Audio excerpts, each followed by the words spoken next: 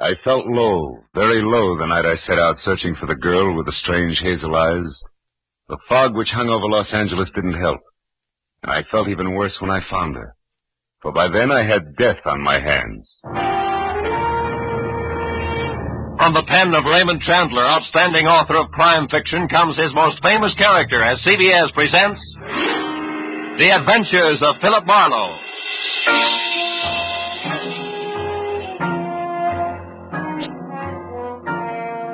And now, with Gerald Moore starred as Philip Marlowe, we bring you tonight's gripping story, The Persian Slippers.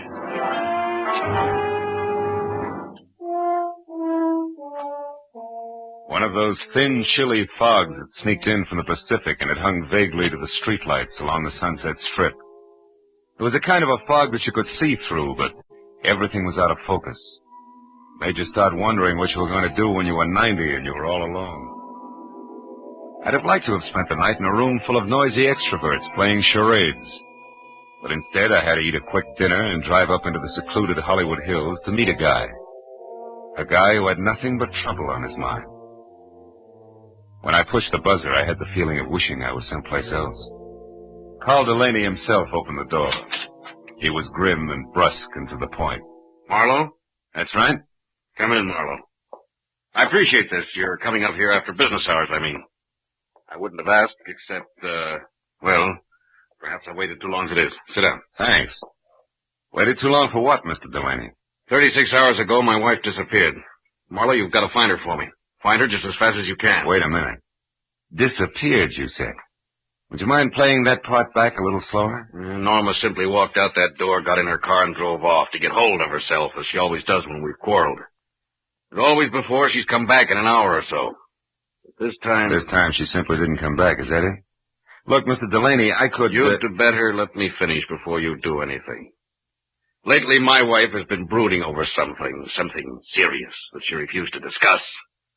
I've caught her crying several times, and she's not a woman given to tears. Marlowe, I'm sure that unless we move fast, when we do find her, we're going to find her dead. Suicide? Yeah.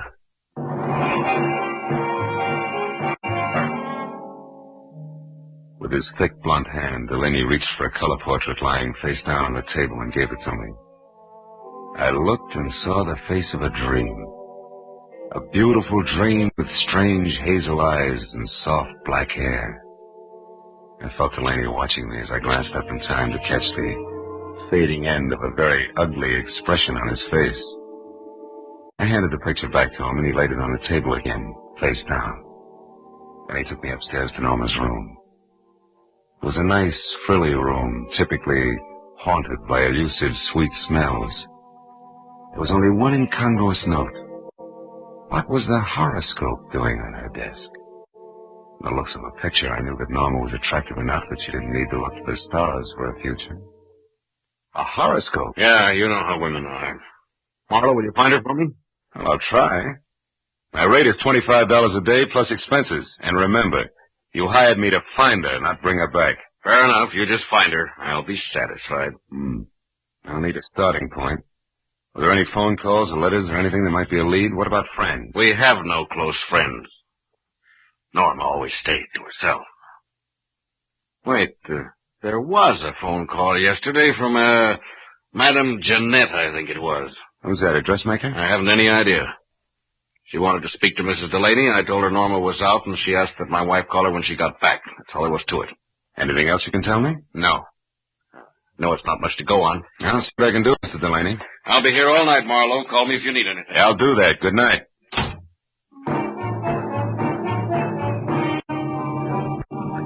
I drove back through the persistent fog to Sunset Boulevard. It was 9:30. I knew it was going to be like tracking a hummingbird through the petrified forest by the bent twigs, but I got a classified directory and I started digging.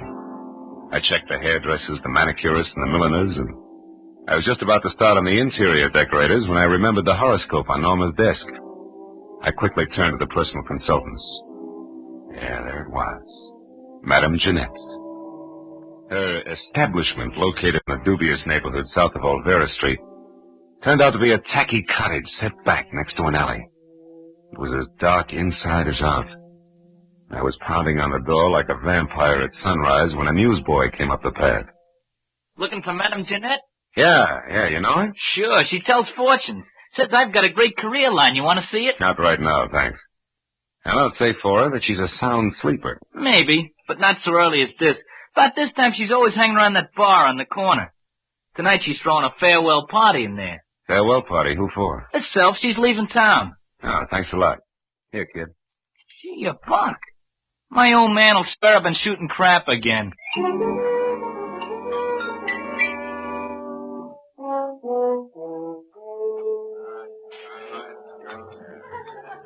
Give me another one, Charlie. Not every night I say goodbye to my dear old neighborhood. Muscatel again, Jeanette? Yeah. Did I say dear old neighborhood, Charlie? I think you did, Jeanette. Must have had one too many then. Because of all the low, flea-bitten row of shacks I ever lived in, this is the new low. Ah, Jeanette, that's no way to talk. You hurt my feelings. Pinky, there ain't nothing like a little beer to soothe hurt feelings. Yeah, you said it. Jeanette, can I have another? Yeah. Charlie, give Pinky another. But this is his last. The last? I thought you said it was a farewell party. Hey, you with all your dough. This dough's to get me out of this rat trap of a town, see? The last I want to see it of it in all my life, see? Yeah. Never must tell, Charlie. Hold on a minute, Jeanette. Hey, what'll it be, mister? Something just a bit drier than muscatel. Say scotch? It's on me, mister. My party. Well, this is indeed a pleasure. You're the Madame Jeanette, aren't you? Yeah, why? You're all of 20 years younger than what I expected. Probably the life I lead. Hey, wait a minute. Why should you be expecting anything about me? I don't know you. Perhaps not, but I know you. From where? Well, you're more famous than you think. Your reputation has spread far beyond Old Vera Street. In fact, it's gone up as far as the Sunset Strip, Madame Jeanette. No kidding. How would you kid a fortune teller? Don't you know all, see all, and tell all? Well, And judging from that Spanish shawl, your Hungarian skirt, and those embroidered Persian slippers, I'm beginning to think your fame is not only local, but international. say, you're beginning to make me feel like I shouldn't be giving up this racket after all. Giving up fortune telling? No. Yeah. I'm leaving town on a midnight train. Gonna spread my talents all over the East, and I'm not coming back. Don't tell me your crystal ball has laid a golden egg. So to speak, yeah. I come into some lettuce. Suddenly. That's always nice. Well, I guess it means you won't be interested in the few paltry dollars I'd intended to spend with you. Hey, can I have another beer, Jeanette? Shut up, Pinky Blow! Just a... Traveling lady can always use a little extra moolah. What was it you wanted, bud? I'm looking for someone. Norma Delaney. No, but I'm afraid I don't know anybody by that name. I'm afraid you do. What's your angle? Who are you, anyway? I'm Philip Marlowe, private detective. Some private dick you must be to have to resort to fortune tellers. Come on, Jeanette, look into your crystal muscatel, see if you can spot Norma Delaney. I told you once. I don't know the name. Now blow. Just a minute, Doc Eyes. Hey, Charlie. Yeah? This bird's crabbing my party. What kind of a joint is this, anyway? Lady can't sit here and have a farewell party without being insulted by every jerk that drops in. Well, mister, I haven't finished my drink yet. you got pockets, ain't you? Just pour a drink into one of them and take it along.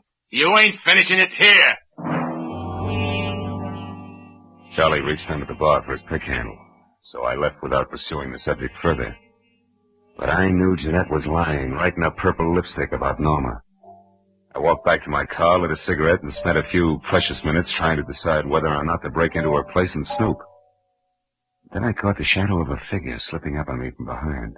I turned. Wait, don't swing, man, don't swing. It's only me, Pinky. I was in the bar when you was talking to the madam. That tightwad Jeanette. Yeah, I saw you, so? She did something the minute you left.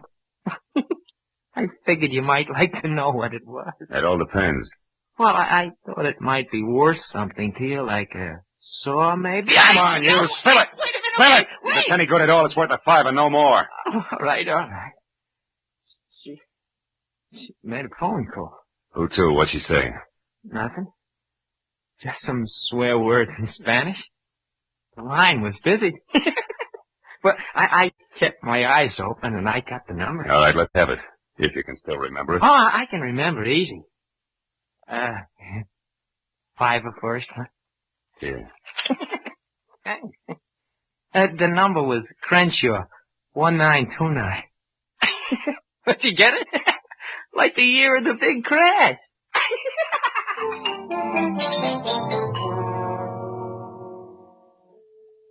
Thanks to the thirst of an underweight lush, I wasn't at the end of my rope yet.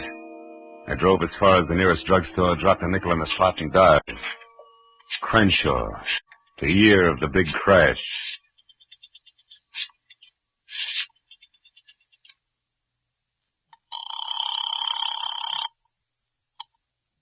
Hello? Hello, let me speak to Norman Delaney, please. I'm afraid you must have the wrong number. Look, you, I'm trying to locate Mrs. Delaney. I suggest you help me. How did you get this number? From a client, Mr. Carl Delaney. But that's impossible. Let's stop sparring. We can save each other a lot of wear and tear if we get together and talk this over. Maybe you're right. Yes, that sounds sensible. I'm at the Beechwood Apartments, number 4. Check. I'll be right out.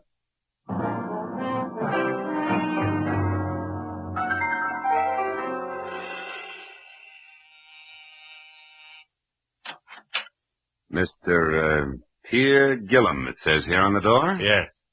You the man who called? Uh-huh. Philip Marlowe. Come in, won't you? You said you were looking for Norma Delaney, Mr. Marlowe. Tell me what's wrong. Has anything happened to her? Well, her husband seems to think she might have killed herself, but I have a hunch that you might have something interesting to say. No, poor kid. Poor Norma. Tell you what I can, Marlowe, but it isn't much. Oh, I'm all ears, and I'll sit, thanks. I was in love with Norma once, briefly, a long time ago. She was a wonderful girl, but her husband was insanely jealous. Mm-hmm. Even though she hadn't loved him for years, he refused to give her up. He even threatened to kill her first. Oh? Norma and I realized that serious trouble lay ahead, so we parted. Good friends. And I haven't seen her or heard from her in months. I buy it all but the last line. You have seen or heard from her, and recently. I'm not going to argue that. I've told you the truth. You can take it or leave it. I leave it. Suppose we both put our cards on the table. You lied to me when you said Carl Delaney gave you my number. I know because Madame Jeanette called me shortly after you did. Touché. But why did she run to call you at the mention of Norma's name if you two broke up months ago? And incidentally, how did that ersatz oracle Jeanette get mixed up in this in the first place? That is a long story, Marlowe. Good, I like long stories. I'll bet it begins just for a lark. Norma and I went down to Olvera Street once to have our palms read. Yes, that's exactly how it started. Madame Jeanette was an unusual woman, a character, you might say. Uh-huh. Well, we became friendly with her. Norma got quite sentimental about her. One day we made a sort of pact. If ever either of us was in trouble and needed the other, we'd go to Madame Jeanette or get a message to her. She would notify the other. So when I walked in asking for Norma, the madam assumed she was in trouble. Right. Called me immediately because she herself was leaving town in less than an hour. I know. Well, Mr. Gillum, it's all very interesting, but it's getting me no place. Thanks. If I need you again... No, wait, Marlowe, don't go. Hmm? I know a lot of details about Norma that I'm sure will be helpful. For instance, she drives a Nash coupe, powder blue. Powder blue coupe, huh? Thanks, that'll help. Oh, and she has a fondness for white gloves. Wears them quite often. I see. Well, I better get moving. No, wait just a minute, Marlowe. I've got to go. Now, listen, Marlowe. I told you I was in a hurry. Now, take it easy. Stick around a while. Get away from that door. Well, just who do you think you are? Come busting in here, prying, asking questions, you dirty... You asked for it, Gillum. You got a left, too, huh? So have I, brother. Let Gillum sprawl all over his coffee table, as limp as a 5-cent salad. Outside, I glanced at my watch. Madame Jeanette's train left in 40 minutes. I ran through $22 worth of red lights, getting down to a cottage because I was sure Gillum's attempted stall was tied in with the departure, but I couldn't figure out why. That is, I couldn't until I switched out my lights and coasted to a stop in front of her place. Then I saw it. Half hidden in the shadows back of the house sat a powder blue coupe. I got up on the porch close to the front door and listened. Jeanette was talking to a woman. I couldn't catch what they were saying, but one thing was certain. The woman was Norma Delaney. All at once I realized the talk had stopped. That was my cue. I shoved open the door and went in. Jeanette sat at a table alone, facing me. Well, Mr. Marlowe, you've returned. What is it this time? I'd like my fortune told. Yeah? Now listen close, Gumshoe. I'll make this a short and snappy reading because I'm catching a train in 15 minutes. There's a woman very close to you. In fact, she's right behind you, sucker! What? Oh!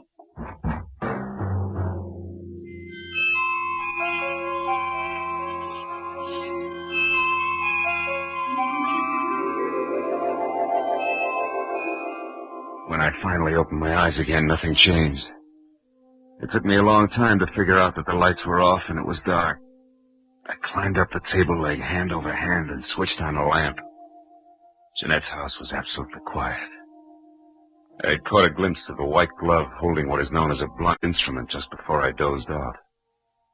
That reminded me what I was down here for. I wobbled through the kitchen and out the back door, but the powder blue coupe was gone. It was 12:15. My head and the fog both had gotten a little thicker, so I just stood there, useful like a ping-pong ball in a bowling alley. It was the sound of footsteps that finally moved me, and the newsboy was back. Well, how you again, mister? Did you ever get a hold of Madame Jeanette before she left? Yeah, but not tight enough. Say, a blue coupe left here a few minutes ago. Did you see it? Nope, I didn't. Gee, I'm sure sorry she went away. She gave me $1 tonight, too. Said she was coming into a fortune. Hey, you and your career Say, what's that down there, in those weeds? I don't know. It looks like some kind of a shoe. Yeah, it is a shoe. Here, see? What do you know? A Persian slipper. I took the slipper along as a souvenir from my scrapbook and walked back to my car, trying to fit Norma Delaney's lovely hazel eyes in with that crack on the skull. But I couldn't. Between throbs of my headache, I figured Pierre Gillum would know why Norma had dropped in on Adam so close to train time. I decided to go back and ask him. Gillum was as reliable as a two-headed quarter and just as tricky. So when I got to his apartment, I pushed the buzzer, stepped back, and braced myself. There was no fight left in it. He opened the door in his robe, fingered the mouse I had given him, and grinned. Oh? So you found your way out by yourself. Uh-huh. Say, Gillum, what was so important about Norma seeing Madame Jeanette just before her train left? I don't know. You knew enough to try to keep me here, to delay me. Why? Oh, Marlowe, I did that for old time's sake, for an old friend. Jeanette asked me to hold you here until midnight, and I tried my best. Obviously wasn't good enough. Well, that's all I know about it. I see your phone is off the hook. Do you know that? Yeah, I took it off. Given me nothing but trouble tonight. I hereby wash my hands of this whole business. I'm going to bed. And I hope to sleep. Good night.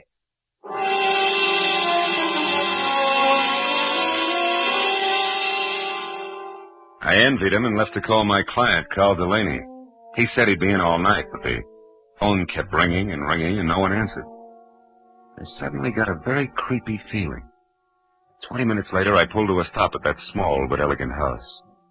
The lights were on, and I saw the powder blue coupe in the garage next to Carl's big black sedan.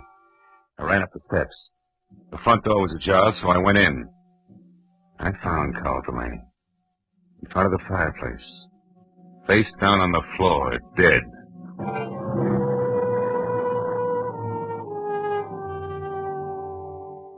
There was a handbag on a chair.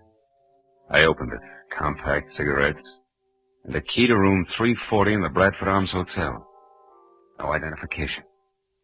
That color portrait of Norma was standing up on the table this time, and those searching hazel eyes seemed to follow me all the way to the telephone.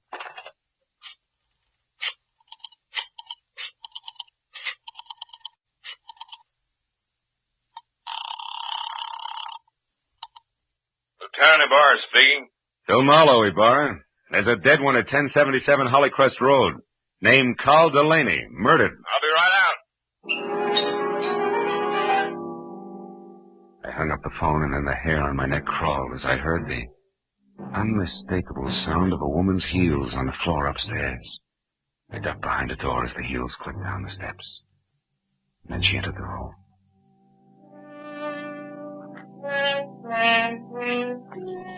Norma Delaney was lovely. As lovely as a picture. She moved calmly and deliberately, put a note on the table, picked up the handbag, then turned to face the door I was hiding behind. You can come out now, Mr. Marlowe. Hello, Mrs. Delaney. You can call me Norma now. And if you're thinking of using your gun, perhaps you'll be good enough to read this note first. Here. To whom it may concern. I, Norma Delaney, purposely and with premeditation, shot and killed my husband, Carl. It is beyond me to express how deeply I hate him, and since I must pay for this and cannot endure a public spectacle, I shall take my own life within the next few minutes. Now look, Norma, no guns. Easy, Marlowe. I'll kill you if necessary. But it would be so pointless now. I'm free at last, and I want to spend a little time left to me in my own way. Norma, if you'll listen to me Stay just back. a minute. Tonight I made my only friend, Madame Jeanette, happy. And I killed a man who needed killing. Something good, something bad. So I'm quitting, even up. What do you propose to do with me? You mustn't try to stop me, Marlowe. See that closet? Mm-hmm. Get inside. And careful how you move your hands. Turn around to the wall. That's it. Marlowe, I'm sorry I had to hit you with Jeanette tonight. Goodbye.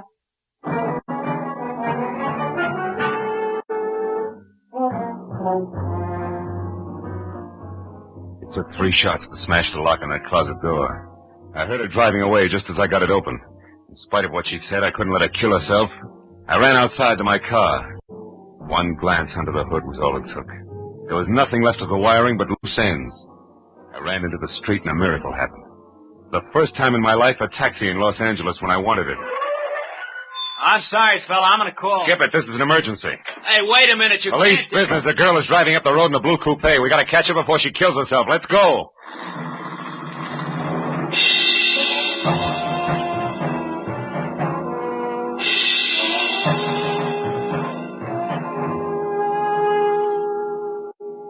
Think I saw taillights just then. Yeah? Can't you go any faster? Not on these curves, brother. I got a wife and kids. Okay, fella. We'll be at the top of the hill when we can get around the next bend. We should spot her then. Yeah, you can see the whole road down the other side. Here we are, mister. This is the top. But I don't see her. Where is she? Hey, wait a minute. Stop here. Turn off your motor. This is haywire. I don't get it. We were gaining on her, and now she just disappeared. What's that? Motor. That side road we passed. That's it. Hey, look. Look!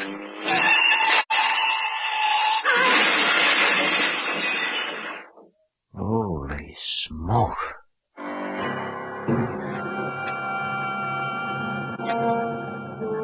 We both saw the awful sight for just an instant. A powder blue coupe with a woman crouched over the wheel. It shot out of that side road, crashed through the guardrail, and fell end over end down into the gorge.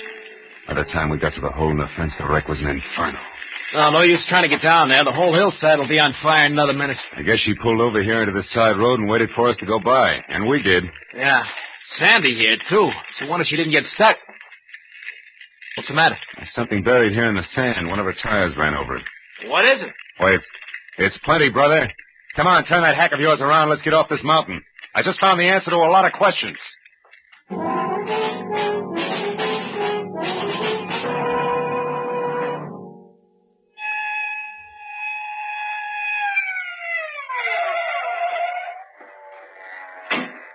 That you, Marlowe? Yeah, Lieutenant. We found the body and the wife's suicide note. And one of the boys spotted that fire up on the hill. What is it? Car went off the road. An accident? Or the suicide? Just a little of both, Ibarra, but we'll talk later. Right now, we got to go to the Bradford Arms Hotel on the double. And please, no siren.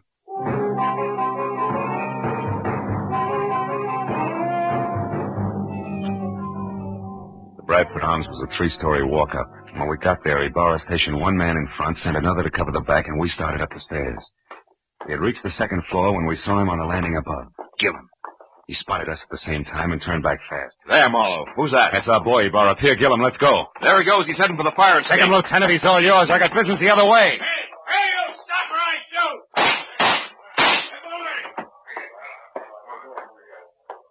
Room 336, 38, 340. All over now. You better drop the gun. Please, it's been neat so far. Don't mess it up. Come on, beautiful. Drop it. That's better. Well, Marlowe, I got him. I had to wing him to bring him down, but here he is. And the lady must be... Yes, Lieutenant. The lady is Norma Delaney. The girl who wanted to kill her jealous husband and then commit suicide, but didn't want to die doing it. So she used someone else's body, Madame Jeanette's, which was a logical choice because Jeanette was blackmailing her. Thus, two vultures with one stone, leaving two lovebirds free to fly away together. Right, Norma? Didn't you give Madame Jeanette money so she'd leave town and tell everybody she was going away? Yes, I did. That way the body wouldn't be missed, huh? Yeah. Isn't it pretty? Oh, lay off, Marlowe, can't you? Okay, Gillen, okay.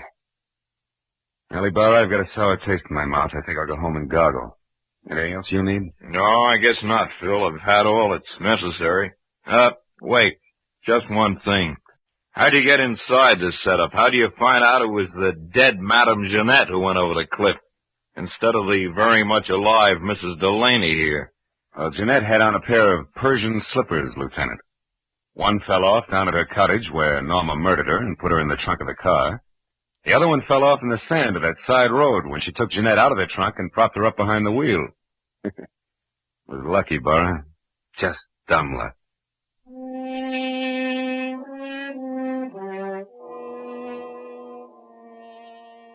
I took a walk later. A long walk. All by myself. Through that thin, empty fog in the dark, empty streets. A pair of hazel eyes and a pair of Persian slippers went round and round in my head. And for some reason I kept thinking, a pair of Persian slippers has two soles, two heels. And it's hard to tell just exactly where the one becomes the other.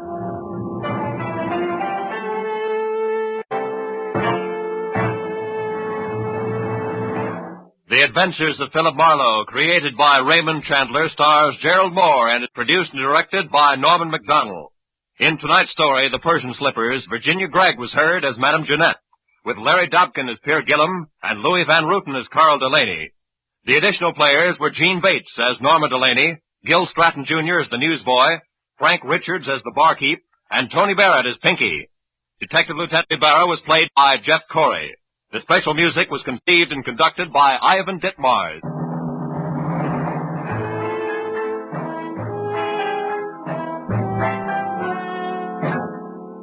Be sure to be with us again next week at the same time when Philip Marlowe says... Sounded good, real good. A weekend at Malibu, expenses paid with a cash bonus thrown in.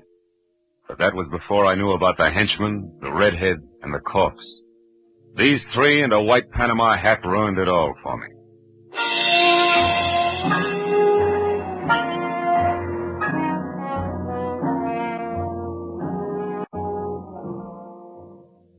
When the will was read, everybody figured she'd been crazy when she wrote it.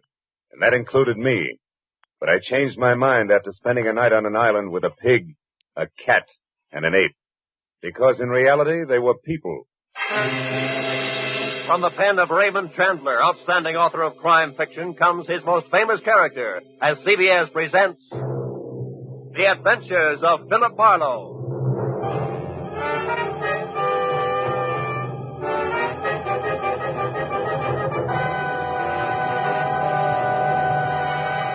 And now, with Gerald Moore starred as Philip Marlowe, we bring you tonight's unusual story, Where There's a Will.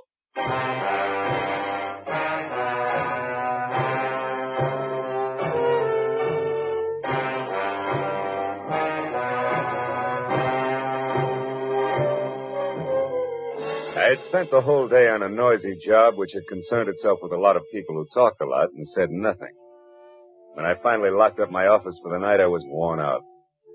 As I drove slowly along the street, I was glad to be heading for home and a little peace and quiet.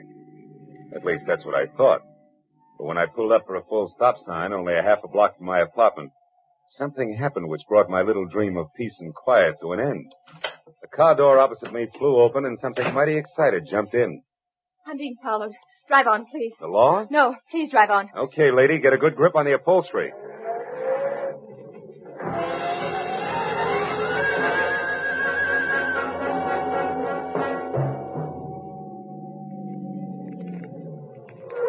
There, that ought to do it. Now, what's the... Say, you look a little pale and beautiful. I'm always pale when my heart's in my mouth. Well, why don't you swallow once, take a deep breath, and tell me who was after you? There isn't much to tell. He was a nasty little man, that's all I know. So thanks for making like Barney Oldfield, and good night. Hey, not so fast. It's impolite to hitch and run. Look, mister, right now I'm up to my earrings in trouble, and that leaves very little time for small talk with strangers. Even nice ones. Well, in that case, the name is Philip Marlowe, which takes care of the stranger part, and I'm a private detective, which makes trouble my business. Where do we go from there? No place.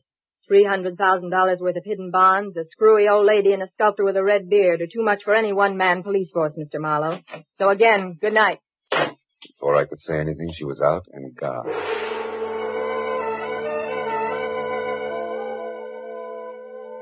There was only the heady scent of taboo in the air, and the memory of a gorgeous profile with jet black hair and pale blue eyes. I sighed like a schoolboy and decided to put her under the heading of things that pass in the night. But I couldn't. Why out of all the cars in Los Angeles should she have picked on mine?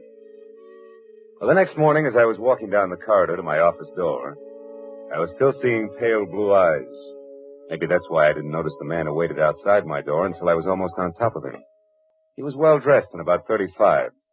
He looked like a man who had forgotten how to smile. Marlowe, Right.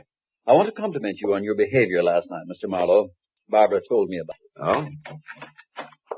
Come on in, Mr. Shields. Edward Shields.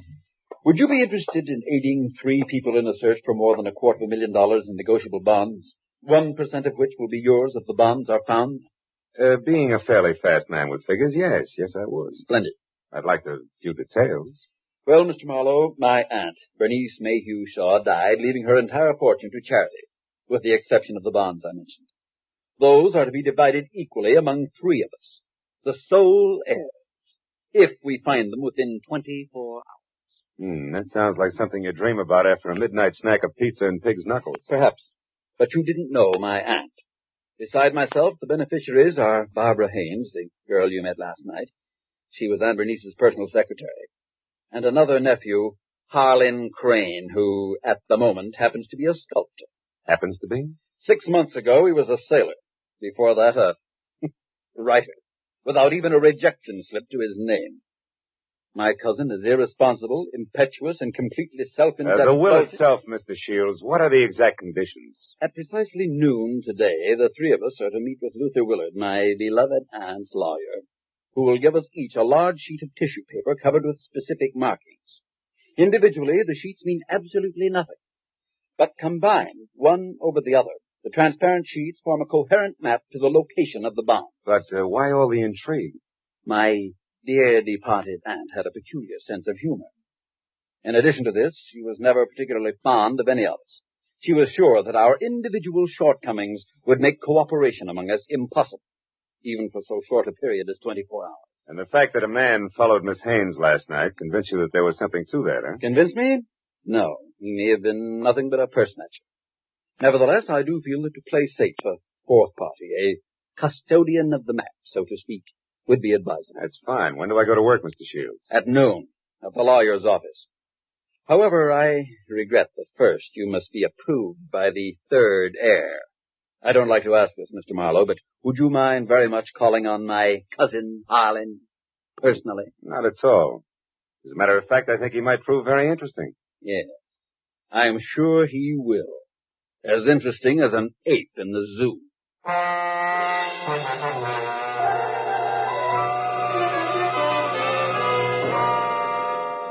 felt like saying, look, Shields, I'm not as gullible as I look.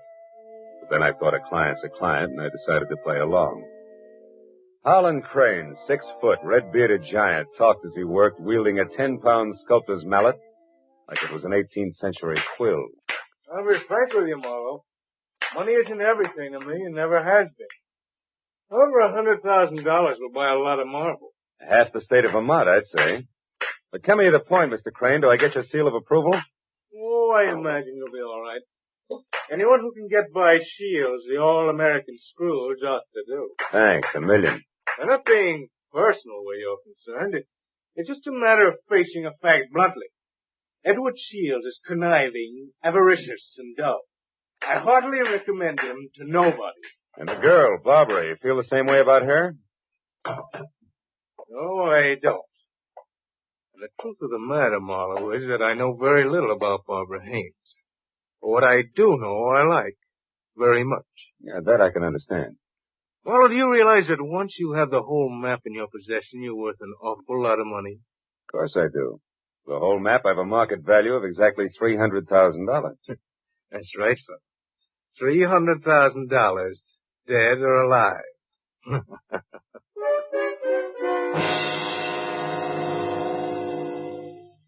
I know it was small of me, but I didn't exactly see the joke.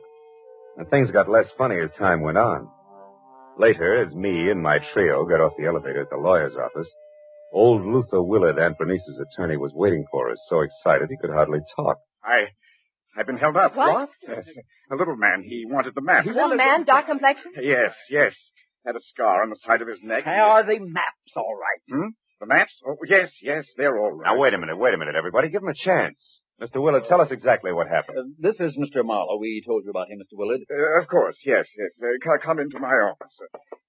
You see, I was putting some papers into my safe when this little man stepped up behind me and demanded the maps. Were they in the safe? No, thank heavens. Make yourselves comfortable. The maps, Mr. Willard. Where are they now? Well, right here, where they were all the time. Here under the blotter on my desk. Clever of me, wasn't it? Wax seals, still intact. I'll take all three of them right now, Mr. Willard. That is, if there are no objections. All right, then I guess we can be on our way. Hold on, Mr. Marlowe. There are still two things you people must know.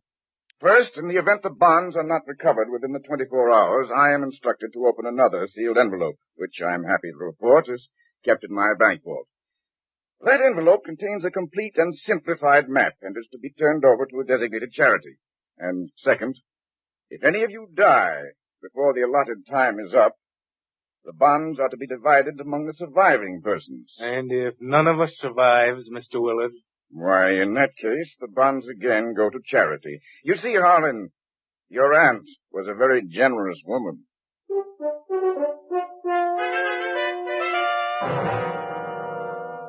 After arranging to meet with the three heirs at Shields' place later that afternoon, I headed for the nice and public library, where I figured I'd be able to examine the maps in safety. By placing the three maps exactly one over the other, I saw that the bonds were hidden on the larger of two squares of land, called Twin Islands, which were the personal property of the late Bernice Mayhew Shaw, and located in Indian Lake in the San Bernardino Mountains. As I left the library with the three maps in my pocket, I felt like a well-fed mallard on the opening day of hunting season. And I knew I was being followed. As I slipped into a doorway and turned, I saw it was the nasty little man with the scar. All right, you, we're through playing tag. Let me go. Not yet, Shorty. Not until you talk loud and clear. No, don't hit me, please. Please hit me down. I'll tell you everything. All right.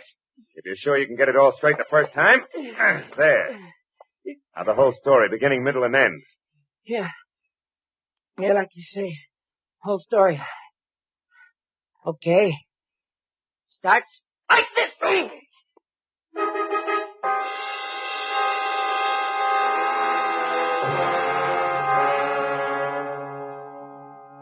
By the time I figured out that it had been the sawed-off end of a broomstick that had slammed my stomach up against my backbone, the little man was out of sight.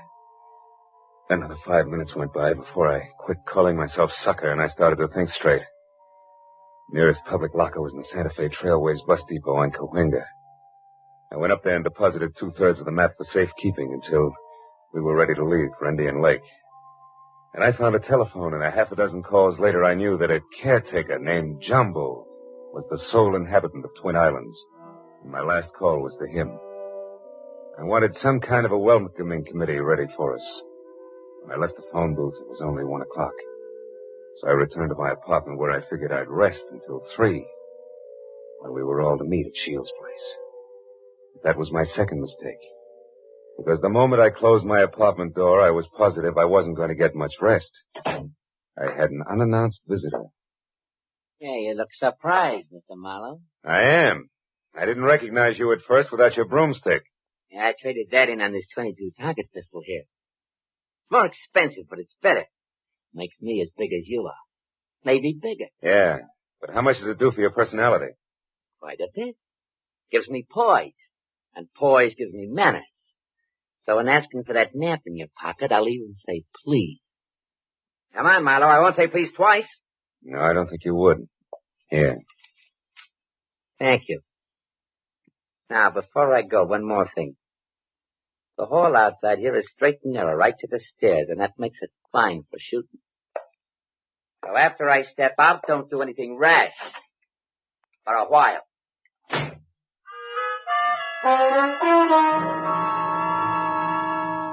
So, loving life as I do, I didn't do anything rash for a while. In fact, I could have whipped up a nice 7-minute frosting before I moved at all. And I phoned the three heirs to get together at my apartment. When I finally had them all seated in front of me, I related the saga of the little man, including my premonition that one of the three present was signing his paychecks. Of course, I got nothing but Cupid doll innocence out of any of them. So after adding that we'd get underway just as soon as the missing 1/3 of the map was returned to me, I threw my trench coat over my arm and told them I was going for a walk. But before leaving them, I reminded them that whoever was behind the little man could fire him, because I would never have kept all three maps in one place anyway, unless all of the heirs were on hand to watch one another. Then I left. I hadn't walked more than a half a block up Franklin when I stopped at the sound of Barbara running after me. Phil, I'm scared. Harlan and Shields are acting like a couple of wild men, calling each other every name under the sun. What'd you expect? Chit-chat about the weather? I quit acting like a bobby soxer within squealing distance of Sinatra and try a cigarette. It'll calm your... What is it, Phil? Why are you smiling like that? What's wrong? Nothing's wrong, Barbara. Nothing. It's just that I found this in the pocket of my trench coat when I went for my cigarettes. It's the map. That's right. The missing third. It's back already.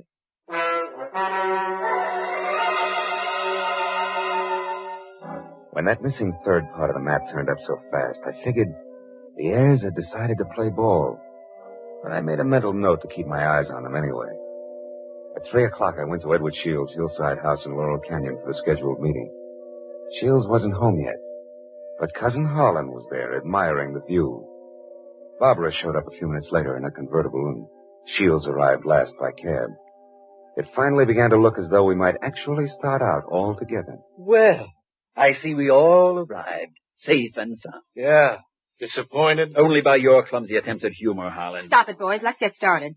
Phil, have you looked at the map? Where are we going? To Indian Lake. It's a 4-hour drive, so if you're all ready, I suggest we get started. Very well. I'll go up to the garage and get the car. So Aunt Bernice hid the bonds in a roost at Twin Islands, eh? Well, well, well. Nobody seemed surprised at the location Aunt Bernice had chosen to hide her bonds. And Harlan, Barbara, and I stood on the front porch watching Shields as he climbed the very steep driveway to his garage in the car. But Barbara got more of my attention than Shields. She made a mighty dreamy picture. And she leaned casually back against the rail of the porch. She wasn't aware that I was watching her. And I suddenly saw her go tense, her eyes filled with fear, and I quickly turned to follow her stare. Shields' car was going at a rapid clip down the steep driveway. I still couldn't figure out Barbara's concern, and then she started screaming. The car's out of control. The car was headed for the edge of a cliff. His brakes are out. You go over. The tree stopped him. Shields, are you hurt? No, I'm all right. The brakes, I tried to stop He them. hadn't hit that tree. Should have gone over the edge. Let's have a look at those brakes, Shields. Well, no wonder. What is it? Brake line's broken. Every drop of fluid drained out. I might have been killed. No might about it, Shields. We stood there for a while, all looking at one another, but nothing was said. Brake lines rarely snap accidentally. I remembered that Harlan had been at Shields' house early, and the car had been in the garage, and Barbara... Well, I had to admit that she actually had anticipated the car going out of control. Well, the 24 hours for finding the bonds were slipping by, and I knew we had to get to Indian Lake. We held a short powwow without passing the peace pipe, and we decided to take Barbara's car. We picked up the rest of the map, which I checked at the bus station, and we shoved off. After a 4-hour drive that was about as relaxing as the thought of an overdue time bomb in a day nursery, we finally pulled up to the shores of Indian Lake. Jumbo, the caretaker, was waiting at the dock. He knew how to handle a boat, and a few minutes later we could see Twin Islands. We headed for the smaller of the two, where I could make out a rambling lodge. The other island, a quarter of a mile away, seemed deserted. Shields was the first one to show up. Here, Barbara, let me help you. Run along, boy. I'll help Barbara. Thanks, Harlan. Well, Marlowe, what now? Well, first we go up to the house. Oh, Jumbo, you got everything ready for us? Hey, Jumbo. Huh? Oh, sure, everything's ready, Mr. Marlowe. Just like you said, I opened 4 of the upstairs rooms. Open the rooms? We're not going to sleep out here, are we? We're going to try. But this isn't a vacation. We're here to find the bonds and get out. You realize it's almost 9 already? That leaves us just 15 hours, Marlowe. Yeah, I know. I got a good watch, and I count to 24, and I'm also giving orders to you Don't three. get high-handed, Marlowe. You're an employee of ours, and that's all. Let's get the map together and start looking for those bonds right now. Take it easy, big man. The bonds are hidden on the other island. The map is as tangled as a second-hand spider web. You wouldn't get anything at all down in the dark. That's your opinion. Look, you people hired me to help you find those bonds. If I have to get nasty to make you take orders, I can do that, too. Now, let's play like we're smart and go up to the lodge and relax. All right, Marlowe. But remember, we'd better have those bonds by tomorrow, or someone else will be nasty. Very nasty. And I mean me. What? You too?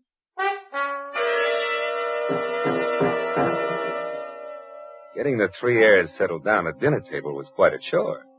And when I was sure they'd keep an eye on each other, I slipped outside. I hid 1/3 of the map in a drain pipe. Then I went upstairs to my room, and I hid another third in the window shade.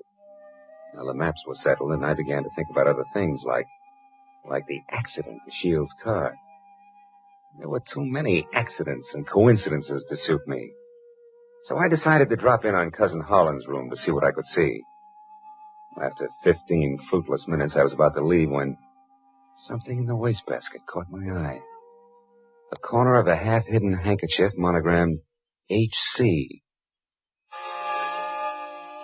I had just picked it up when I saw Jumbo standing in the open door. A handkerchief there in your hand. Had blood on it? No. Now, it looks more like brake fluid. And in this case, it's practically the same thing, huh? I think we'll leave it right here in the wastebasket, Jumbo. Oh, did you want something? Just wanted to say I'll be in my own place out back if you want me. Okay. You know where Mr. Shields is? He's out in the veranda. Alone? Yeah? Thanks, Jumbo. If I need anything, I'll call you. Good night.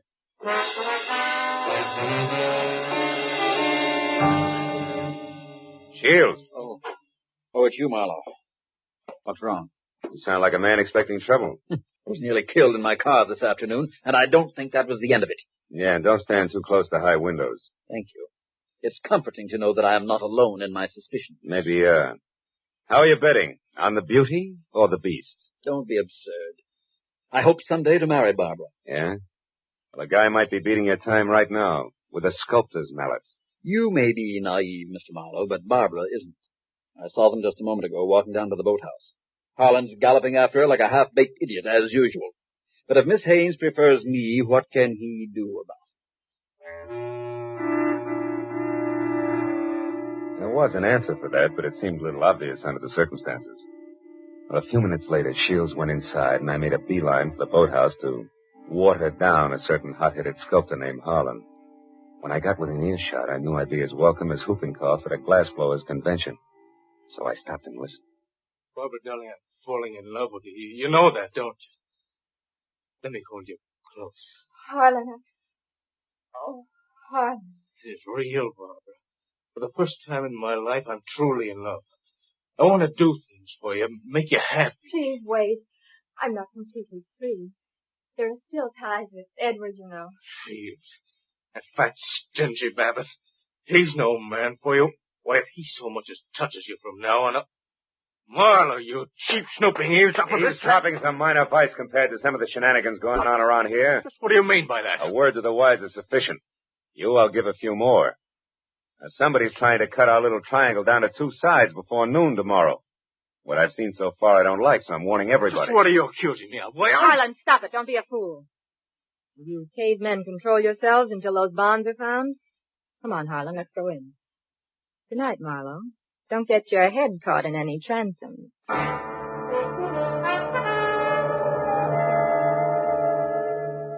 Deciding sleep wouldn't be very healthy for a man in my position, I decided to sit up that night. And it was about 2 o'clock when I looked out the window and saw something mighty interesting. A light was moving on the other island opposite us. I got hold of Jumbo and we went over there as fast as we could.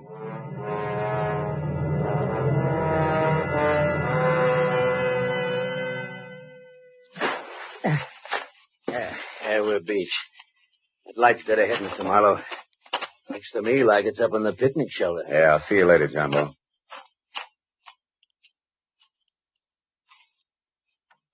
Who's there? Guess who? Oh, Marlowe. I didn't hear you come up. The wind's too strong, I guess. I'm glad to see you. Spooky here all alone. Oh, sure. What's the idea? Decide to do a little freelance prospecting? No, that's right. And I had a hunch she hid the bonds here in the base of this table. Oh, I guess I was wrong. Oh, come on, Marlowe. Limber up. You can't blame me for trying. Listen, beautiful, don't flap your eyelashes at me. I can't see anything but double crosses right now. All right, if you've had your fun, let's go back to the lodge, Don't huh? be that way, Phil.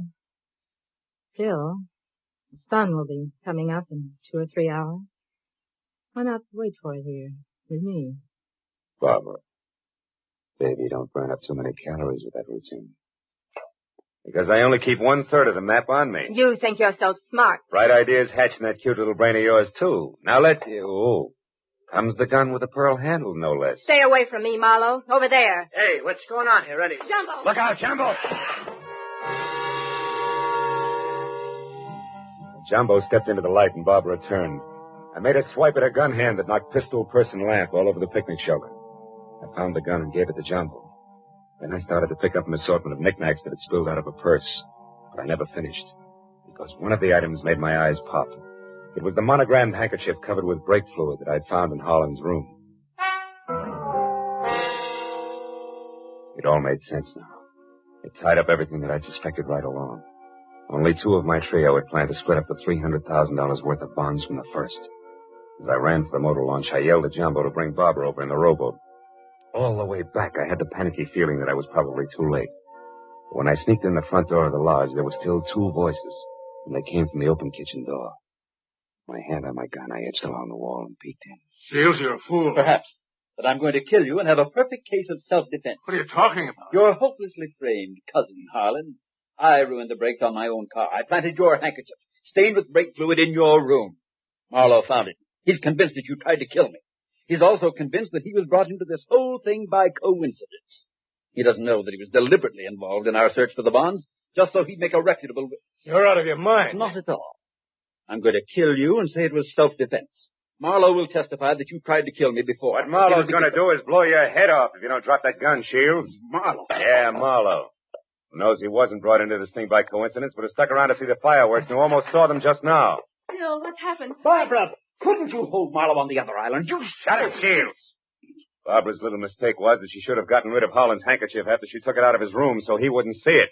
Barbara, I don't understand. You planned all this with Shields against me? Well, I did in the beginning, Harlan. I changed my mind when I fell in love with you. I let Marlowe find the handkerchief in my purse. I wanted him to stop Edward. Oh, darling, don't you see... Come on, Miss Bankhead. Cut the dramatics. The show's over. Let's have it straight, huh?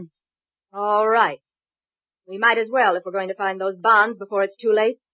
Edward and I did plan it. We even hired the little man who tried to get the maps from you. And when that didn't work, you planned to get rid of Holland and split the $300,000. So we failed. So what? We're right back where we started. $100,000 apiece. Now let's go find those bonds. Not so fast, beautiful. What happened to Holland just now was a little more serious than a hot foot. It was attempted murder. He can slap you 2 in the jug this minute if he wants to. But I'll leave it up to him. Okay, Holland, what do you say? It's your move. No. I've got a better idea. Marlowe, 1/3 of that map is mine. Give it to me. Okay. There it is. Harlan, what are you going to do? Harlan, no. Don't burn it. There. Now we all lose. Now none of us will get the bonds. That's probably how Aunt Bernice wanted it anyway.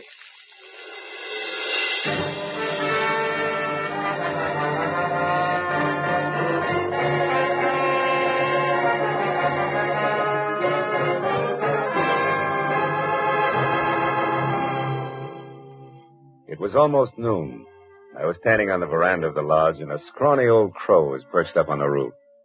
I saw Barbara and Shields quietly pull away in a boat with Jumbo. And I saw Harlan lumbering off to the far end of the island to sulk. And as I watched the three of them, I couldn't help thinking. A pig in a pinstriped suit, an ape with a red beard, and an alley cat in nylon. Yeah. Keep laughing, Aunt Bernice. You were right. Greed, treachery, and rashness don't mix, even for 24 hours. And the 1% of the bonds I was to get? Well, that's my contribution to charity. Who knows? Maybe I can take it off my income tax.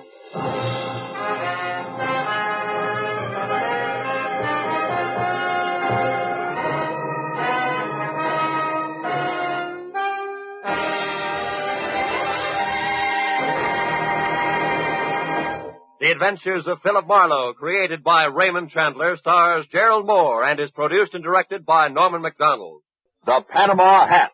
I was sitting in my office bombing the ashtray on my desk with paper clips, wondering what kind of a job a private detective gets when clients stop calling completely. I was seesawing between the picture of me as a well-starched huckster and the more comfortable portrait of Marlowe, author in English tweeds, man of distinction. And the telephone brought me to a rude awakening. Marlowe speaking. My name is Isabel Gordon, Mr. Marlowe. I must see you at once. My husband Bruce is in terrible danger. Could you possibly meet me in an hour at the Pelican Inn? It's a small roadside place on the way to Malibu. I'll explain everything then. Pelican Inn, 1 hour, Mrs. Gordon.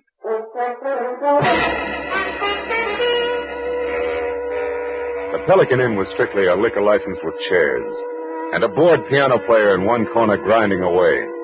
The place was empty, and I was about to order a drink when the front door opened and a woman entered.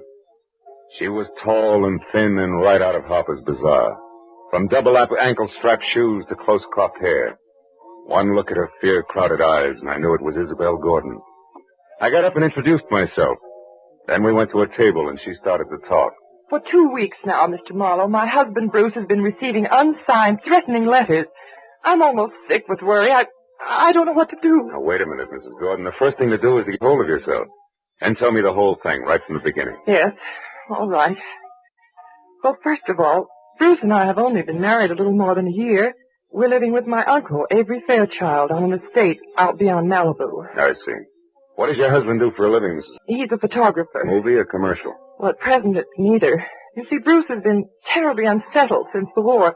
Lost, sort of, and he got interested in photography, and it's been a great help to him. But he doesn't exactly work at it, huh? Well, he's converted one of the rooms in the guest cottage into a studio, and he spends almost all of his time there experimenting with portrait work. But he doesn't actually have a job, if that's what you mean. How does that appeal to your Uncle Avery? Well, I'll be honest with you, Mr. Marlowe. My uncle thinks the sun rises and sets on me, but with Bruce... It's total eclipse, is that it? I'm afraid so. All his life, Uncle Avery has been concerned only with dollars and cents. He simply doesn't understand or sympathize with an artist's viewpoint. Uh-huh. Now, what about these unsigned letters? Well, Bruce has been getting them for the past 2 weeks. They're always made up of words cut from newspapers and pasted on ordinary paper. That's a cheap stunt. What do they say? Each one threatens my husband's life. Yet both he and Uncle Avery consider them nothing more than the work of some harmless crank, in spite of the fact that for the last several days I've seen a strange man lurking around our place every night. Can you describe him? No, except he's about your height and build. Is that all? Yes. No, wait a minute. There is something else. Each time I saw him, Mr. Marlowe, he was wearing a white Panama. Well, that's not much to go on. Tell me, why haven't you called the police? Uncle Avery wouldn't hear of it. He hates publicity, dreads it. That's why I suggested contacting you, a private detective. You're sort of a bodyguard for Bruce, huh? Yes. However, Mr. Marlowe, Bruce is somewhat temperamental, and I know he'd rebel at the thought of being watched over, so I'd rather you posed as a house guest, an old college chum of mine, perhaps. My fee is $25 a day plus expenses, Mrs. Gordon. Oh, any price is all right, Mr. Marlowe. Let's see, it's a little after 7 now. Can you be at our place at Malibu at 9? I think so. But as a fellow alumnus, Isabel, one last question. Where'd you go to college? Southern California. Why? Well, I was afraid you might say Vassar.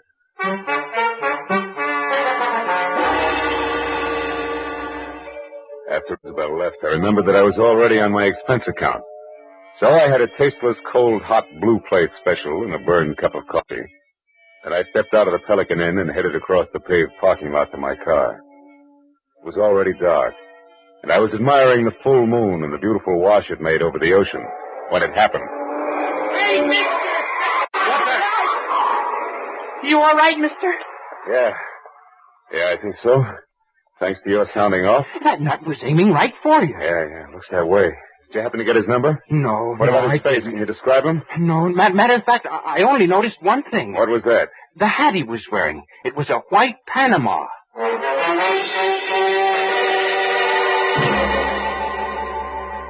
I tried to be broad-minded, but there was no other way to look at it. The gentleman in the white Panama hat definitely meant business. I returned to my apartment in Hollywood, where I shaved, showered, and packed. And then I headed for Malibu. At 8:45, I was inside the grounds of the Fairchild estate. Another mile, and I was at the front door. When I entered, Isabel greeted me like I was a keg of brandy around a St. Bernard's neck. Then we waded through an inch-thick carpet to the library where Uncle Avery, fat, bald, and looking like he'd just bitten into an underripe persimmon, was waiting. I wasn't asked to sit down, and I wasn't offered a cigar. Avery Fairchild was not one to waste time. I'm a very rich man, Mr. Marlowe. As such, I'm the target for all kinds of fortune hunters, confidence men, and cranks. In my lifetime, I've been threatened and pestered by a score of crackpots, each one slightly more psychopathic than the last. Never bothered me, and it never will. However, in this case, the approach is a bit different. Meaning you think somebody's trying to get at you through your nephew, huh? Never refer to him as my nephew. My niece's husband, if you please. And don't forget it. Uncle Avery. Isabel, my feelings about your husband are no secret. You're being unfair, Uncle Avery. Just because Bruce is an artist and he... Artist, is he? Why, Isabel, that man's no more an artist than I am a horse jockey. Good evening, everybody. Hello, Bruce. Hello, darling. You were saying something, Uncle Avery? Bruce, I want you to meet Philip Marlowe. We were great friends at school, and when I heard he was in town for a while, I insisted that he spend a weekend with us. How do you do, Mr. Gordon? It's a pleasure to have you with us, Mr. Marlowe. You're very welcome. I do the welcoming around here, Bruce. Mr. Marlowe's had a long trip, and I'm certain he'd like to turn in early. Bruce, darling, he's going to stay in the guest cottage, the room next to your studio. Will you show him there, please? Oh, I'll be glad to. By the way, Isabella, I'm going to work late, so I'll say good night to you now. Good night, dearest. Good night, sweet. Please be careful. Yes, Bruce, by all means, be careful. Remember, the true artist belongs to posterity. Or something. The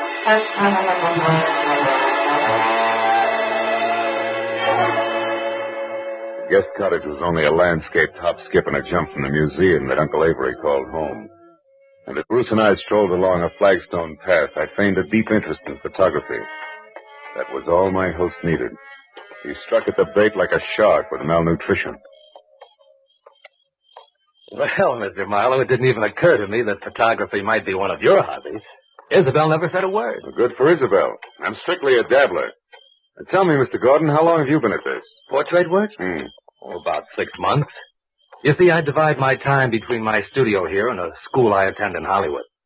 That way I capture both the theory and practical experience at the same time. Now. Well, here we are. Would you like to see the studio? Yes, I would. Yeah. Let me get the light. Wow. This is all right, huh? Enlarger, 2 cameras, dark room. Are these your pictures? Yes. What do you think of them? I don't know exactly. They're certainly different, huh? They are unusual, aren't they? Yeah.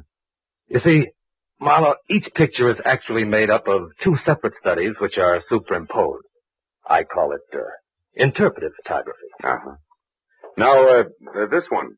A splash of light and a bent pipe cleaner? The sun and the plant shoot. It's called metamorphosis. Oh.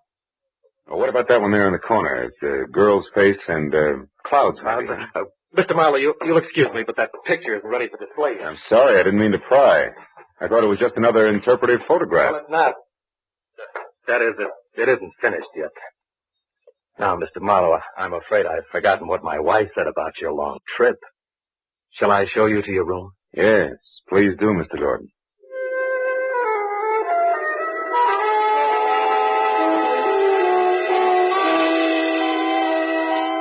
My room on the other side of the guest cottage was wider than Hollywood Boulevard. After Bruce apologized for his display of temperament and bid me a polite good night, I climbed into the silk pajamas that were laid out for me, stretched out on the bed, and tried to figure who belonged to the white Panama hat. About an hour passed, and I wasn't getting any sensible answers.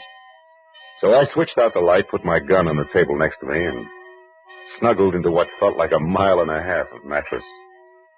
I was almost asleep, and the clatter of a shovel falling on the walk outside brought me straight up in bed. I grabbed my gun and made for the door. But the second I threw it open, I knew that I'd made a mistake. Whoever kicked over that shovel had heard me and met me with a large fist that came straight at my face. Oh!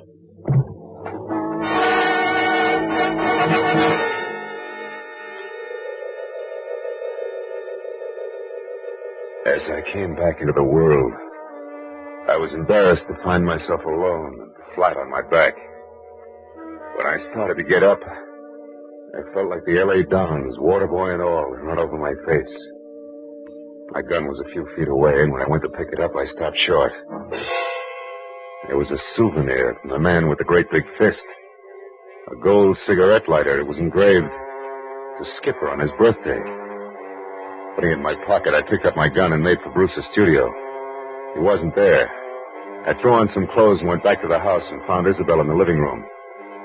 I was about to give her a biased account of the shortest fight on record when I noticed Uncle Avery quietly entering the house from a side door that led to the garden.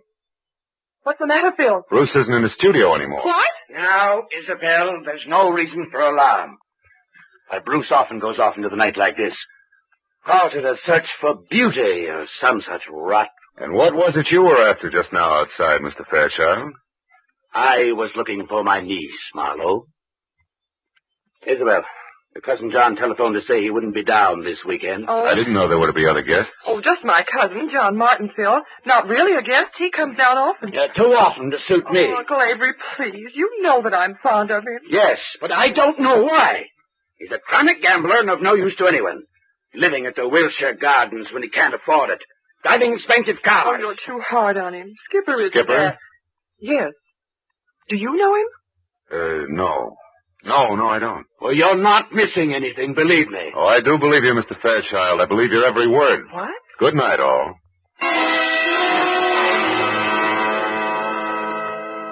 I left the house and headed straight for my car with the Wilshire Gardens in Hollywood in mind. It was just a chance that John Skipper Martin might own a white Panama hat. When I got to the prodigal cousin's bungalow, it was dark inside. So I pressed one hand close to my gun and the other against the doorbell. But there was no answer. The side window was open, and I started toward it when a nasty voice greeted me from the shadow of a palm tree. Good evening. Lovely night, isn't it? I hadn't noticed. I've been busy. I know. We've been waiting for you for a long time. We? Uh-huh. Me and my nice shiny revolver here. 38. Oh, I see. Well, you make a handsome couple, and I hope you're both very happy together now. What do you want? I don't want anything. I'm here to give you something. Advice. Look, brother, I've already told you I'm busy, so if this is a heist, let's get it over with, fast. You know, I think you're confused. I'm holding the gun, Mr. Martin. Martin? John Skipper Martin. Surprised that I know your name? Why, yes. Yes, I am. I don't recall having had the pleasure. You haven't. People never forget me, Mr. Martin. My tag is Brock.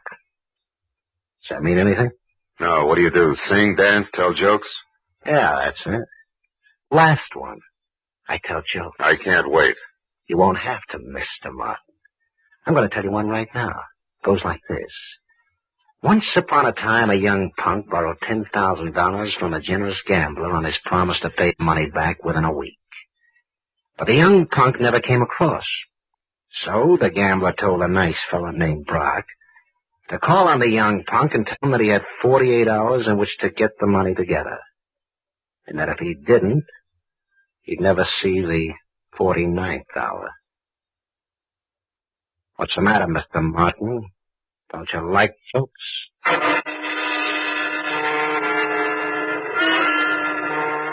Brock grinned, shoved his .38 into his shoulder holster, and walked away. As soon as we rounded the corner, I went to the open window and climbed in. I rummaged through 2 closets looking for a white Panama you-know-what. I was about to search a third when I heard something that brought me to a dead stop. It was a key, a door lock. I closed my right hand over the gun in my pocket, moved flush against the side wall, and waited. But the moment the door swung open, the telephone rang, and the hulk of a man that entered went straight for it. He was wearing a gray fedora. Hello? Oh, hello, Isabel. What? Bruce? Are you sure? But that's impossible. I mean, things like that just don't... Excuse me, Isabel. I think I have a visitor. I'll call you back. Reach, Mr. Martin. Who are you? Name is Brock. You owe a client of mine $10,000. He wants his money in 48 hours. I'll get it. I swear I will. I'll have it right here, on time, all of it. How are you going to do that, Mr. Martin? I've got to wait. Someone's going to give it to me. Tonight. Why? Why? Because it's the healthy thing to do. That's why. That's all you wanted to know, isn't it? That's all. Good night, Mr. Martin.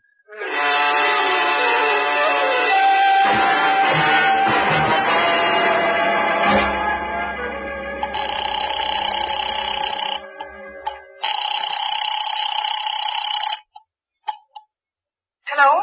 This is Marlowe, Isabel. I'm calling from a drugstore in Hollywood. Has Bruce returned yet? No, and he won't. He's been kidnapped. What's that? And whoever did it wants $50,000 before morning, or we'll never see Bruce alive again.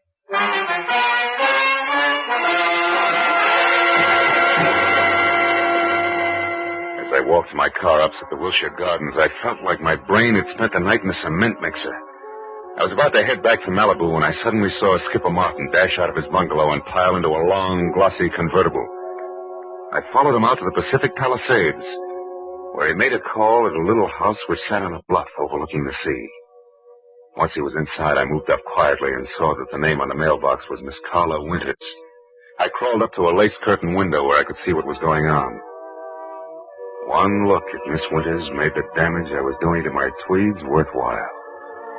She was strictly dragon lady, with flaming red hair and a waist you could span with 2 hands. If you were lucky enough to get that close. And the rest of the measurements fit just perfect. Why, you sniveling coward, you wouldn't dare open your mouth about us. Wouldn't I? Listen, Carla, I've got myself Skipper Martin to look after. First class and always. You remember that. Why should I? You've always been cheap talk and no more. Look at you now. You're in trouble. So what do? You holler blackmail. Go on, get out of here. Get out of here before I kill you.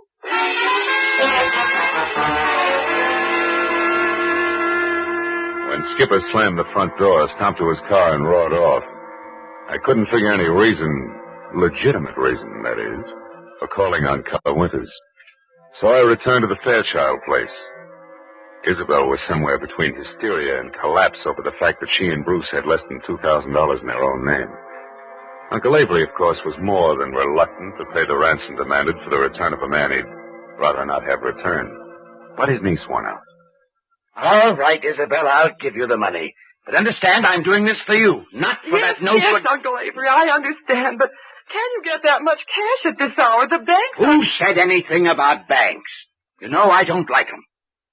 Money will be in your hands in 30 minutes. In the meantime, tell Mr. Marlowe here what arrangements you've made with your husband's abductors. 1 minute, Mr. Fairchild. What about the police? The police have already been notified, Mr. Marlowe. They've agreed not to interfere until tomorrow morning. By that time, I suppose we'll have Bruce return to us. To us, Uncle Avery? At the mere slip of the tongue, Isabel. I'm only paying for his return. You take over from there. I don't want him.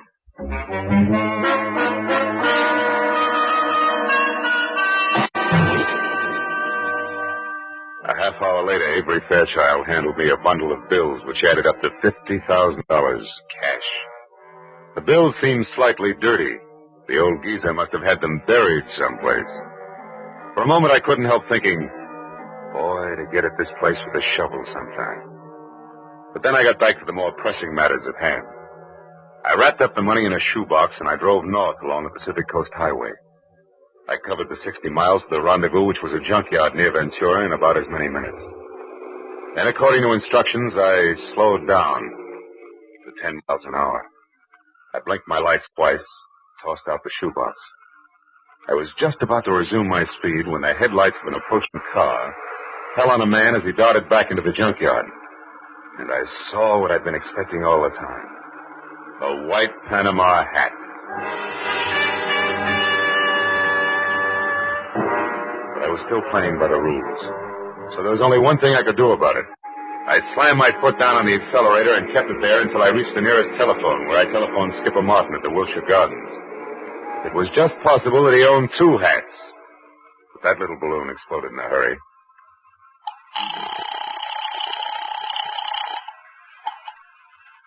Hello? Mr. Martin? Yes. Who is this? This is Brock, remember me? Oh, yes, of course. I've been hoping you'd call. You mean you got the money right now? Well, no, not this minute, but I will have it in a couple of hours. You're sure, Mr. Martin? I'm positive, Brock.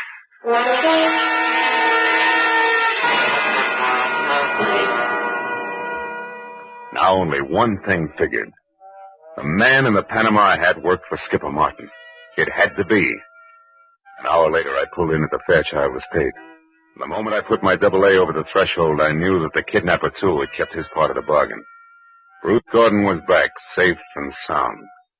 It happened shortly after you retired, Mr. Marlowe. I was working in my studio when a man wearing a white Panama hat. Yes. But how did you know that, Mr. Marlowe? They're very popular this season, Mr. Gordon. Darling, Mr. Marlowe was a private detective. Huh? But I'll tell you all about that later. Go on with your story. This man was wearing a handkerchief over his face, and he forced me to go along with him at gunpoint. Took me to a car parked in the service driveway and told me to turn around. And I was hit from behind and went out cold. Oh, darling, how terrible. It wasn't pleasant to him. When I came to, I was bound hand and foot, blindfolded and gagged. I had no idea where I was. Oh, but didn't you see anybody before you were released? No, Uncle Abe. Before they let me go, they hit me again. When I came to that time, I was lying on the road out near Ventura, untied. That's about it. I suppose you've told the story to the police already, huh? No, he hasn't, Mr. Marlowe, and what's more, he isn't going to. I'm sorry, but I was forced to lie to you earlier this evening. The police mean reporters, and they mean publicity. And I hate publicity. I'm sure you see my point. I wouldn't make book on that, Mr. Fairchild. Secrets like this only encourage kidnappers. Well, since we no longer see eye to eye, Mr. Marlowe, I'd suggest that we consider your services at an end. I'll have my check at your office in the morning. Good night, sir.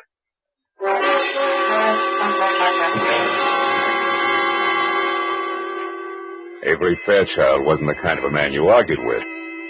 I threw my coat over my arm, tipped my hat to Isabel, and stepped outside. I hadn't once mentioned Skipper Martin to the family. That might have been a mistake, but I still wanted to look around before I yelled copper. As I walked past the guest cottage, I decided to go in and check Bruce's studio. Maybe the man in the white PH had left a few odd footprints on the ceiling. I tossed my coat in a corner chair and started through the clutter. 10 minutes later, I found nothing. I was about to leave when I suddenly remembered the picture of a girl and some clouds that Bruce had been so careful to keep out of sight. It hadn't been moved. And when I brought it into the light, I didn't have to look twice. It was the portrait of Carla Winters, the red-headed dragon lady that Skipper Martin had visited. Now things began to add up. At the chauffeur's quarters, there was an outside telephone, and I put through a hurry call to Lieutenant Ibarra at Homicide in L.A.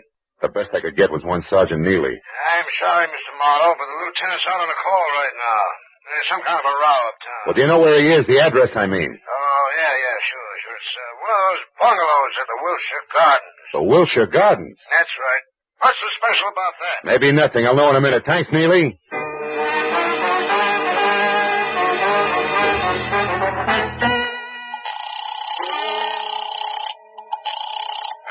This is Marlowe, Ibarra. What brings you to Skipper Martin's at this late hour? Well, it seems as though some person or persons unknown fired a gun several times a little more than an hour ago. 4 shots, to be exact. Well, you think Skipper Martin fired them? No, Marlowe, I'm sure Martin didn't fire them. You see, he stopped them. Personally.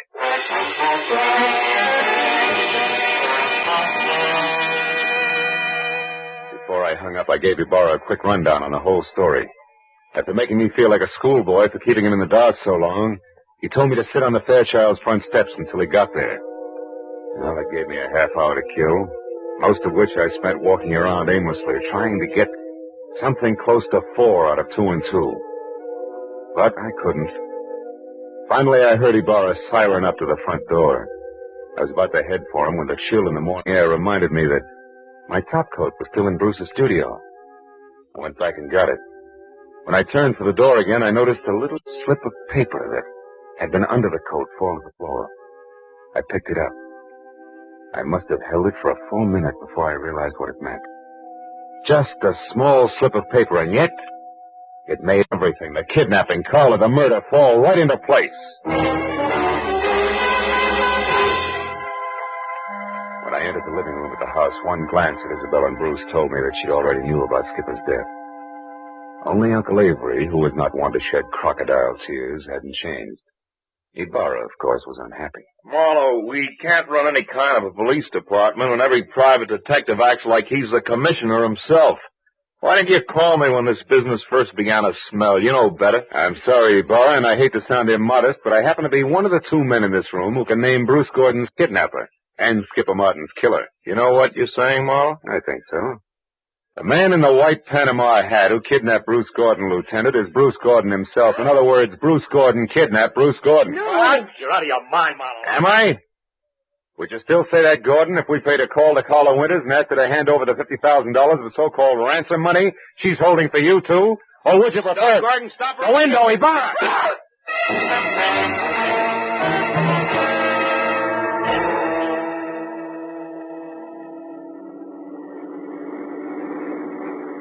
Then, in other words, Marlowe, Bruce, who eventually planned to divorce Isabel and marry Carla Winters, wanted to have a little stake, like $50,000 around first. That's right, Ibarra. But Skipper Martin knew about Bruce and Carla's plans to marry later, and he tried to blackmail them to pay off his gambling debts. That's why he came to Bruce's cottage on the sly. However, he got there just in time to see Bruce leave of his own free will, and therefore knew later that he couldn't have been kidnapped. Which gave him 2 holes over Bruce. That's right. Thought he made a mistake when he went to Carla's house and got too demanding, because she told Bruce about it, and before he released himself, he took care of Skipper. With 4 gunshots, to be exact. Charming people, aren't they, Ibarra? Lovely. Sometimes I think I should shoot higher and save the state a lot of money. And he almost got away with it. By the way, Marlowe, how do you know? That Bruce was the man in the white Panama hat? I was pretty certain, but I got my proof accidentally. Promise not to repeat this, Ibarra? Yeah? Well, I practically fell over a little slip of paper in his studio. It was a receipt from a department store, and it was made out to Bruce Gordon. For 1 Panama hat? Uh-huh. Nothing else but.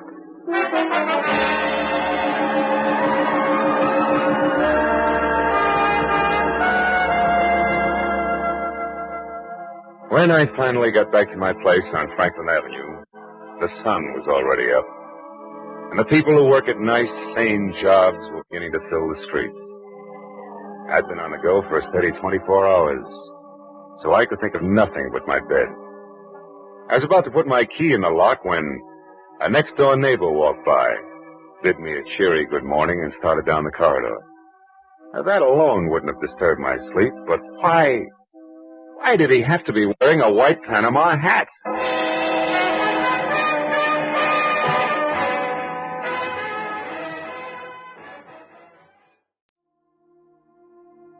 Well, listeners, 2 episodes for you today. That's right, because you lovelies are worth it. And also, for the love of restoration and listening to 2 awesome audio dramas from the Philip Marlowe series. I particularly love the first one.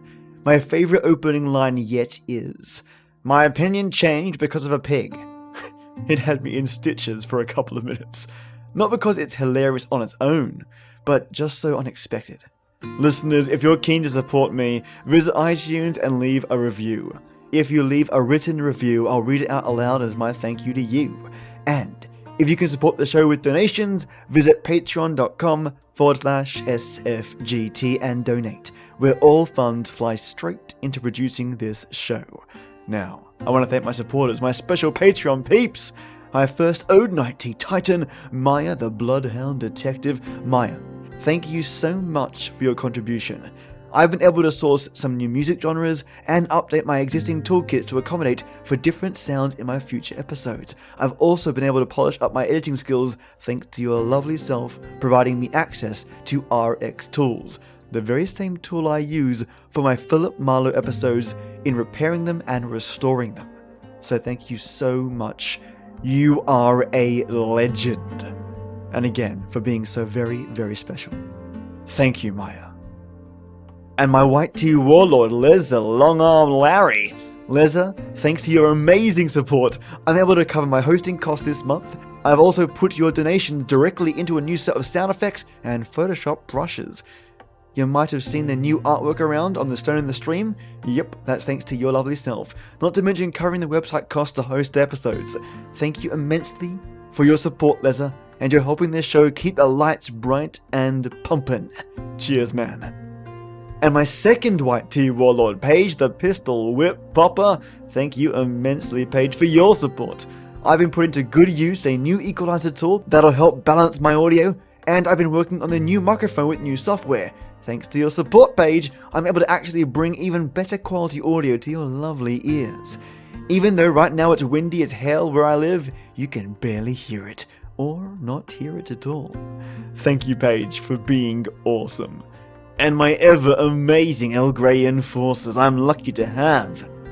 Just Heather, Juicebox Andy, Peter Raffaelli, Dolphin and Cow, Michelangelo Yacone, Divided by Zero, Leah Fassig, and Alia Arcane. Thank you all for supporting me in the way you do, and thank you, listener, for taking the time out of your day to listen and join me for an old-time radio story. Join me Wednesday for some more Stone in the Stream, and thanks for listening, mates, and as always, till next we meet.